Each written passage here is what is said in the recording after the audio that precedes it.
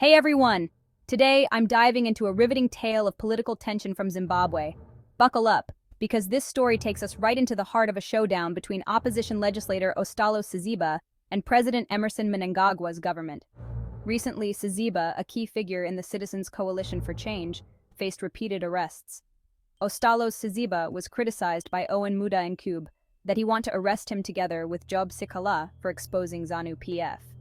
Saziba replied to Mnangagwa's close friend Owen Mnangagwa that I don't fear you. You're nothing with you, ZANU-PF. On another day, a football match turns chaotic, and again, Saziba's name comes up, linked to the uproar. It sounds like something out of a movie, doesn't it? But why all this drama?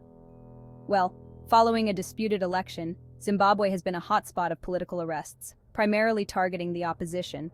The government's narrative suggests a crackdown on disorder, while the opposition cries foul, seeing it as an attempt to mute their voices in a politically charged environment. This isn't just about Saziba or any individual. It's about the broader struggle for power and control in Zimbabwe. Each arrest, each charge against members of the opposition paints a larger picture of a tense and fraught political landscape. What does this mean for the future of Zimbabwe? With each such incident, the international community watches closely, concerned about the health of democracy in the region.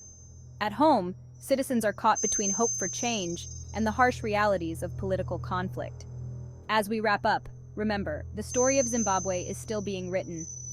Figures like Saziba are not just politicians, they're symbols of larger battles, between fear and courage, suppression and expression.